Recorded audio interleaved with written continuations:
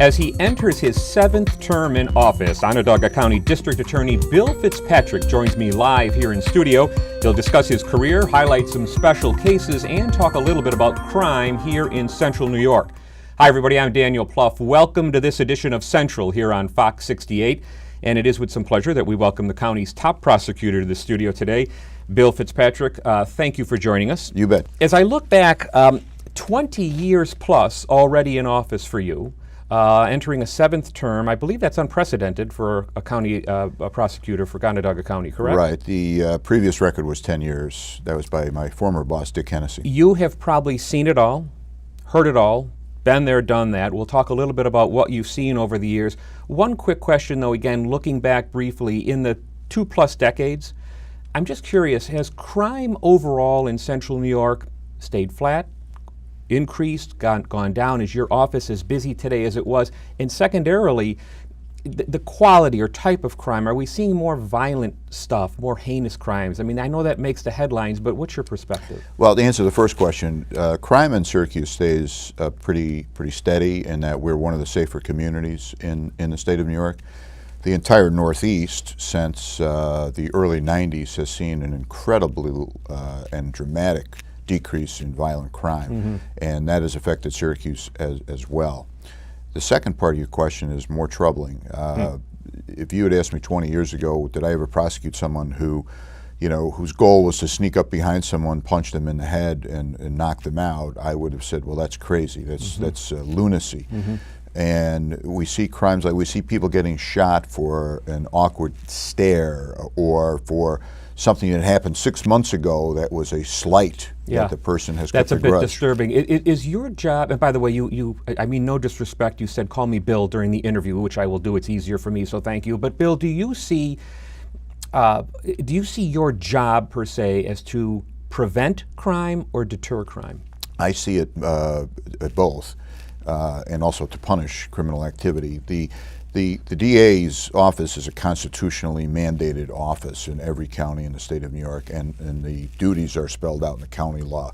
I've expanded on that. I since day one in office, I believe that a true prosecutor's role is prevention, also to punish crime, and to bring justice to victims, sometimes at the lowest point of their lives. Here's a disturbing point as well. Syracuse, as you probably know, recently was named one of those cities with a very high percentage of its population at the poverty level or below. There's been some studies I've seen, and I know nothing compared to you, but some studies indicating high poverty levels equals higher crime levels. Is that true, and why do you think we're having the higher poverty here in Syracuse? To answer both questions at once, this is not a mystery. It's only a mystery to those who want to make it complicated. The disintegration of the American family, particularly the African American family, has led to young people growing up with absolutely no parental supervision. And who do they turn to? They turn to gangs. That provides structure, which every child wants. It provides camaraderie.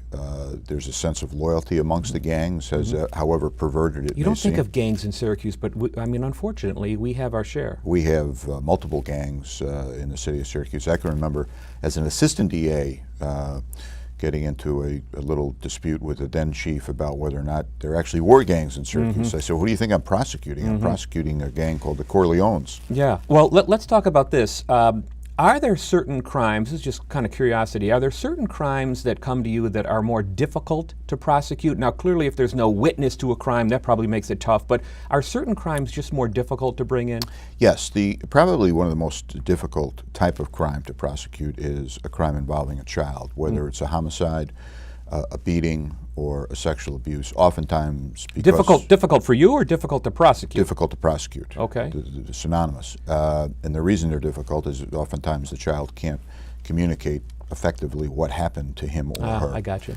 And you have a big cottage industry of junk science out there to say, well, this child appears to have a fractured skull, but that may have happened a month ago, and the child may have been walking around completely well and then suddenly keeled over in the presence of this babysitter or the girlfriend's or the mother's boyfriend, which is one of the more dangerous situations you can put a kid in, quite frankly.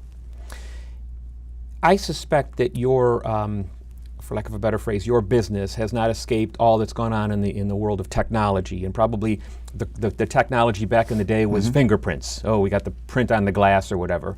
How has technology come into play, and how beneficial are you finding new technologies in prosecution? It's exploded. Really? We now, if there's a crime that occurs anywhere in the county, first thing we want to do, we want to check, are there cameras nearby? Did a private citizen use his or her smartphone? Was there a bank camera, a gas station camera? That's number one. Secondly, we want to check the suspect's cell phone. We can pinpoint where he or she was if we get pings off the tower, regardless of whether or not the person's using the phone. Then you get into You're getting me a little paranoid. Then you get into, did you know that your wife can find out where you are, where the things find me? I just found that out to my regret a couple of weeks ago. Yeah. You get into other areas. Fingerprints are still, great technology. You're not mentioning DNA. I'm getting there.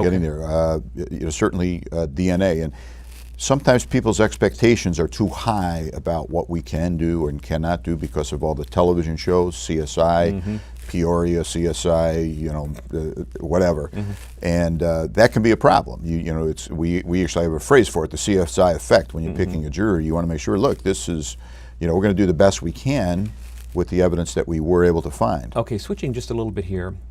20 plus years, a couple of decades of prosecuting. Are there any cases you look back on and say, I'm not sure we were right there. Maybe the evidence wasn't as strong. New witnesses come forward. I guess what I'm asking you is any regrets? I don't have any regrets. I do have questions about one case, and that's not bad for 25 years, and that's the Gristwood case where he was awarded money from the state of New York. I felt that he, in light of the fact that he confessed on videotape, I felt that he had, quote, contributed to his own conviction and was not entitled to compensation. But that wasn't my call. That was a judge's call, and he made what I think was, a right decision in his mind. Have you ever been threatened? Yes. Oh, yeah. Very often. What do you do about that? Well, let's just say I have means of protecting myself. I worry much more about my wife and children.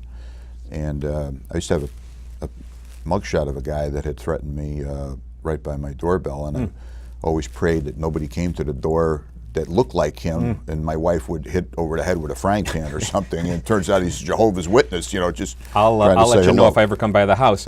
There seems to be this perception, and maybe it's the whole TV drama thing you talk about, but that in the courtroom there is this antagonistic, dramatic relationship between the prosecutor and the defense attorney. Probably not so in reality. I suspect you've got good respect for these guys and gals. Jimmy McGraw was a guy I went up against often. He was a very dear friend of mine. He passed away. Good defense attorney? One of the very best. How about Emil Rossi? Ed Mencken, two of my dearest friends in the world. I've known both of them for 3 decades. I know their families. I respect the heck out of both of them, which is not to say we're going to, kiss each other during the trial.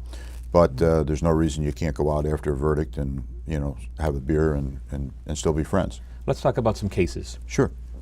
And as I was thinking about it, here's little Onondaga County where I grew up and remain, and yet we have had probably more than our share of cases that have gone national. I mean, the Datelines and all of that. Here you are on Central. You're at the pinnacle of your career for everything. Right. All these different books have been written, etc. It seems odd that, in just upstate New York, so many of these have made national news. Let's talk about a couple. I mean, a few come to mind, and you've got others. But Stacey Castor, there was one where, kind of a weird case. You brought her in, some drama in the courtroom, I was told, but she was quite stoic on the stand. Very lacked emotion, people said. Stacey Castor is your classic sociopath. The synapses in the brain aren't quite working. People ask me, how would you describe her? Would you describe her as the worst of the worst? And I just say, this is a woman that killed 2 husbands, and then when the authorities were closing in on her, she attempted to murder her own daughter. What words could I use to better describe her character than those facts? So here's my problem, because it's going to relate to all these others we'll talk about. most of us can't imagine doing something like that. I mean, something has to trigger. So, you know, if I'll use myself, if I were to commit murder, I'd have to be crazy. So how do you prosecute someone who might be insane or is temporarily insane versus just a hardened criminal? How do you know the line? Yeah, there's virtually nothing legally that would support quote unquote temporary insanity. You're either insane. Well, you hear or about you're this not. all the time. I know, but people say that as a phrase. There's a big difference between mental illness and insanity. Insanity is a legal term. Do you know and appreciate the nature and consequences of your action, or do you know that they're wrong? And it is so rarely successful in court.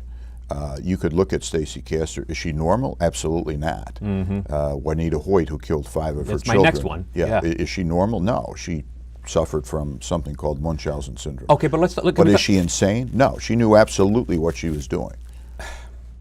And I don't know enough about that to challenge Yeah. you. But if you know enough that what you're doing and you're killing a baby or your Right. husband, I don't know. It just doesn't seem like that person's right. Well, that's good. That's a good thing, and I hope that 99% of the people that are listening to us say, yeah, I agree with Dan. It doesn't seem right either. But again, it doesn't translate into a legal insanity. Let's talk about Juanita Hoyt for a minute, because that was one that I found personally to be a little bizarre. A woman who lost 5 babies Right. over a 20-year period, correct? 10-year period. 10-year period, 5 babies. We thought it was SIDS, sudden infant death syndrome, right? Correct. Nightmare for any parent. Right. You haul her into the courtroom and charge her with murder. Right. How do you prosecute that? Well, I assisted the prosecutor down in Tioga County, and first of all, she confessed. Unfortunately, it wasn't on videotape.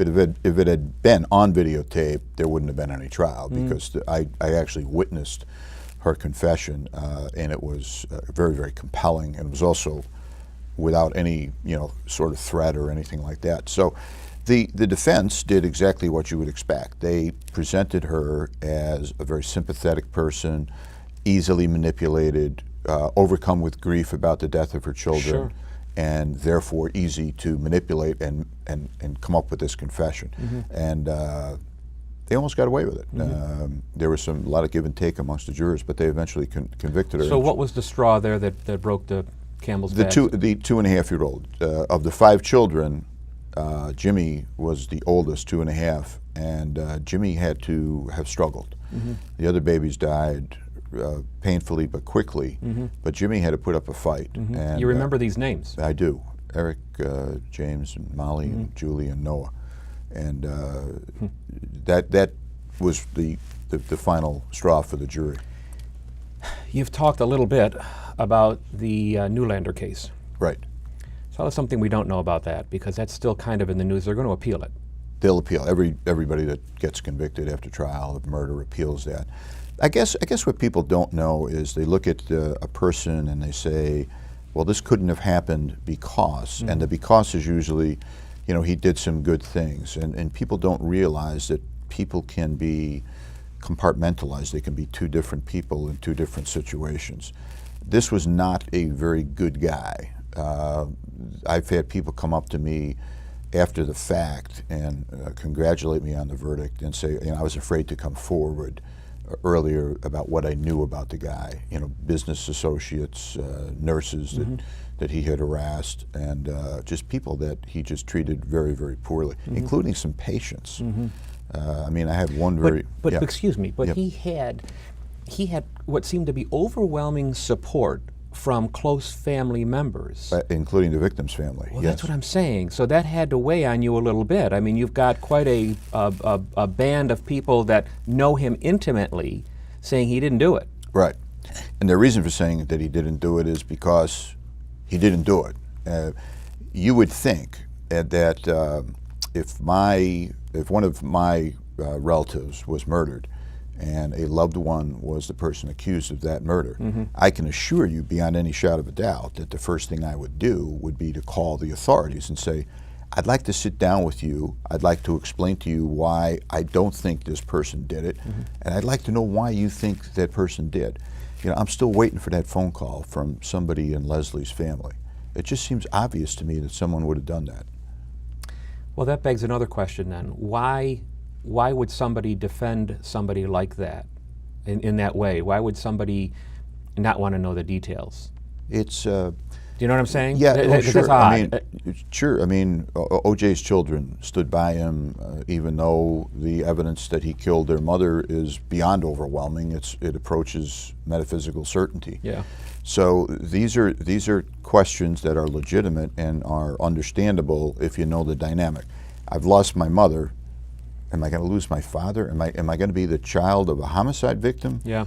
Whose father's in prison, or am I the child of an accident victim? It's a show in itself, but I don't have the time. A couple of other things just to get into here. Here's one that's not in Onondaga County so much, but in the news. Yep. And I hope you're not going to say I can't comment on it. You can comment because you're seeing the same news. Gary Thibodeau. I mean, Judas Priest. What's going on up there? Should he get his? I have no idea. I have no idea what the judges heard. I have no idea what happened at the original trial. I'll just tell you, as an outsider looking in, that to me the problem for the defense is it's a mishmash. The defense has not gone in with what I would call a consistent theory.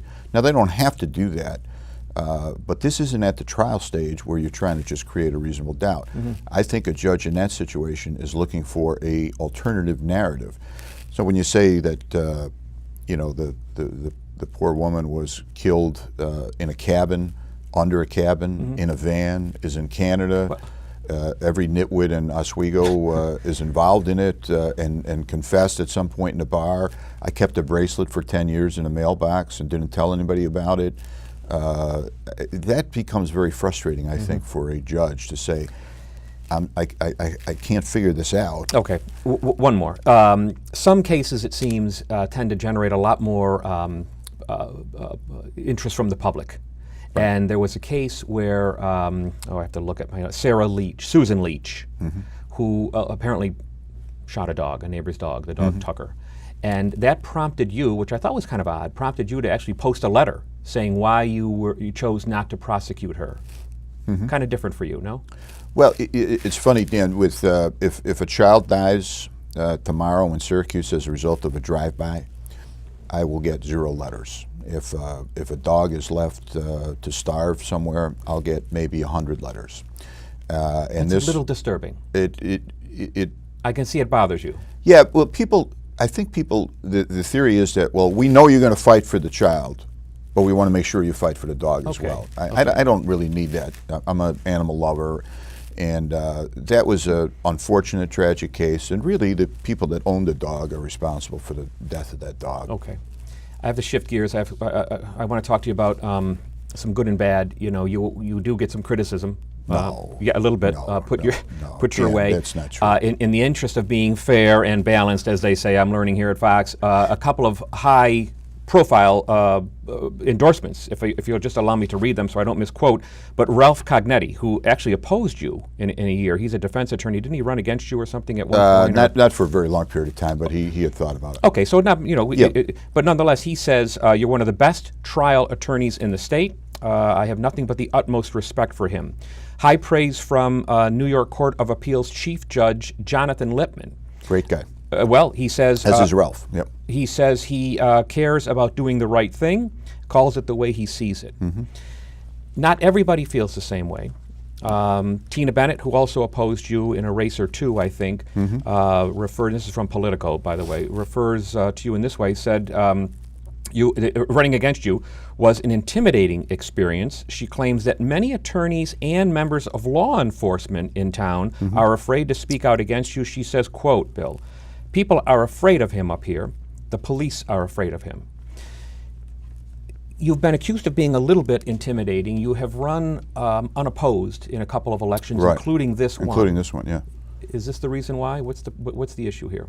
First of all, do you know where Tina Bennett was this week? I do not. She was actually at the brothel where Lamar Odom fell into a coma because she wanted to get a T-shirt, so she drove there from Las Vegas. And I think that says more about Tina Bennett than Tina Bennett's comments say about me.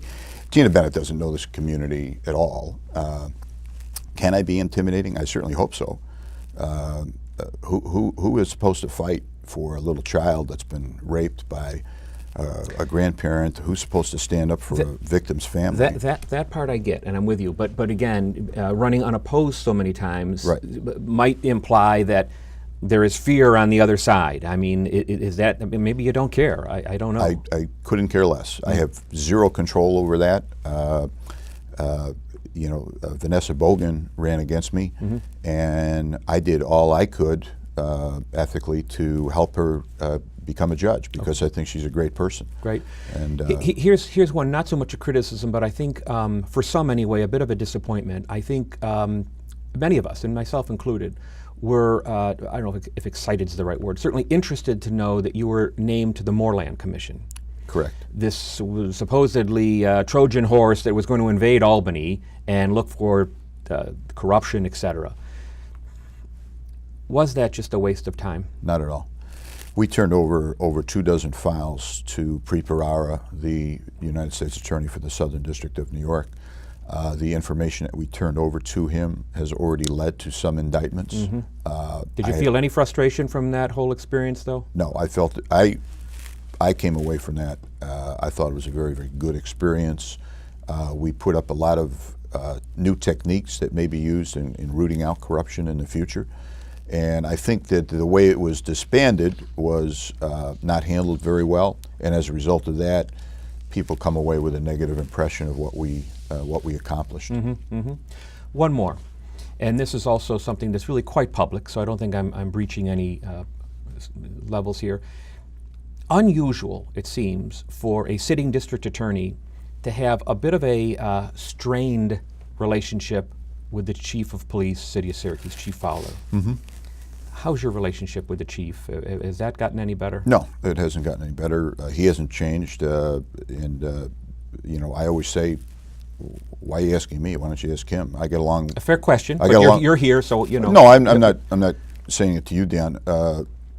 If he wanted to sit here, I'm sure you could ask him. But there were 12 other chiefs that I've dealt with, 5 other superintendents of state police, 3 other sheriffs, and my relationship with them has been remarkably good and consistent. All I care about is prosecuting bad guys and convictions of the truly guilty. Since this chief has taken over, our solve and conviction rate for homicides in the city of Syracuse has dropped from over 90% to under 40%. And that's directly as a result of him and his chief deputy, because they don't know what they're doing. Okay, maybe we'll reach out to him. I just thought I'd throw that out to you. Let me switch gears up a little bit here, tight on time again, but you've lectured on the criminal justice system. Yes. I'm interested in that. I've read a few reports, and some suggest that maybe the system it doesn't treat us all the same way. And some I've read even suggest that the system in fact is racist. If I can just quickly bring up a graphic, I'll share some numbers with you. You know them, but for the folks at home, I'm told that African Americans, Black Americans, represent about 13% of the population. They commit about 14% of drug-related crimes. Yet, Bill, they represent 37% of the people arrested for those crimes, and a whopping 56% of the people that are in state prisons for drug-related crimes. Again, in your view, is the system fair? Let me correct one thing. Go. In the state prison population, people in for drug offenses is less than 20%. At the federal level, it's over 50%. Okay, people in general or African Americans? We're talking about African Americans, and people in general. So if you take that 20% in state prison, a disproportionate amount of those people are African American. I agree. Why is that? Yeah. Because African American communities are the ones being most victimized. Why are there a disproportionate number of African Americans in prison for crimes of violence? My response to that is, why is there a disproportionate number of African Americans who are victims of crimes of violence? When I go to neighborhood groups, they don't ask me about white collar crime. They say, clean up our neighborhoods, Mr. DA. We're tired of the drug dealers hanging around on our corners corrupting our children. So we're the end of the chain, the criminal justice system. All these racist things that happen, allowing children to be born without parents, subsidizing everything in their lives and not teaching them responsibility, lousy educational system, And you go all the way down that chain. And then you get to the bottom where I'm in the position of saying, I'm going to punish someone for this horrific crime. And it's the criminal justice system that's racist. I totally reject that argument. Okay. We're in the lightning round now. A couple of hot topics, okay, in the news. Your quick comment on this. Gun violence. We're seeing a lot more of that, or hearing a lot more of that, whether it's more probable, we're just hearing more of it. Right. Do you support things like the New York SAFE Act or the Second Amendment? What are we going to do about gun violence? Well, of course I support the Second Amendment. I took an oath to support the Constitution of the United States. I think that it is wrong to say that these school shootings, movie theater shootings, church shootings can be solved with quote-unquote toughening gun laws. We have some of the toughest gun laws in America right here in New York. Chicago has even tougher gun laws, and there are people being killed there at astronomical levels. Washington, D.C., New Orleans, all places with tough gun laws. Do we need to do something more? Absolutely. We can do things about background checks. We can concentrate on mental health issues, which is the common denominator amongst all of these shooters. You are Catholic. I am. Do you support the death penalty? I do, but there never will be another a death penalty in New York. Never. Correct. Would you prosecute, there was this case of that. And by the way, the Catholic Church, for 1980 years of its existence, has always spoken in support of the death penalty. It's only recently that some have suggested that it is against the teachings of Christ. Would you have prosecuted, there was that case of that county clerk, I believe, who refused to issue a license to a couple that was gay, wished to get married. What would you do in that situation? Well, I don't know if she committed a criminal offense, but she shouldn't be in office. You know, if you know, I've had situations where people have attacked doctors' offices because those doctors perform anti-abortion abortions. Sure. If I were the DA, a Catholic DA, to say, "Oh, I'm not going to prosecute that person," I should be removed from office. Medical marijuana coming to New York. Right. Some say the next step is decriminalization, legalization. Yeah, we're 99% of the way there. You think? Oh, no question about it. One of the great scams that's ever been foisted on the American public. The liberals and the people that want to legalize drugs, they'll bring out some poor, person, usually a child that's suffering from some disease, and saying marijuana is the only thing that can help this child. And we're just another step towards legalizing all of this garbage. I'm trying to read between the lines. You're opposed to this, then? Yes. Yes. Did I say that? Yeah. And very quickly, lastly, juveniles within the system. Should we continue to treat them differently, even though in many cases they're committing adult crimes? Yeah, it depends on the nature of the crime. Now all these studies, well, the human brain isn't fully formed until 25. Believe me, Stacey Castor was in her 40s. I don't know if her brain was properly formed or not. We have a very, very good, solid, proactive policy here in Onondaga County. We try to divert as many people as we can from the criminal justice system. Okay, last question for you. I could have done an hour with you. You know that, right? Yeah, just an hour. Yeah. So, assuming you finish this term, basically 3 decades in the public eye. Almost anyway. I said you've seen it all, you've heard it all. Yeah. But at this point, Bill, what still bothers you? What concerns you? What do you see that surprises you in your day-to-day? It's the evil that lurks in the hearts of men. That people can be so callous, uncaring, and vicious towards their fellow man and woman. And that it's nothing new, though, right? No. Cain killed Abel, and it's been going on ever since then. But I worry about people who come up with these mantras that are not factually accurate. Hands up, don't shoot. And that becomes a national movement based on a lie. Never happened. The guy that supposedly witnessed that was hiding under a car 80 yards away. While this encounter between the officer and Ferguson and this Michael Brown was going on. I hope people recognize that although violent crime has gone down, there's a reason it's gone down. That's because of great police work and smart prosecution, and we have to maintain that. Let me end it there. We're talking with Onondaga County District Attorney Bill Fitzpatrick on Central New York crime, cases in the news and all of that.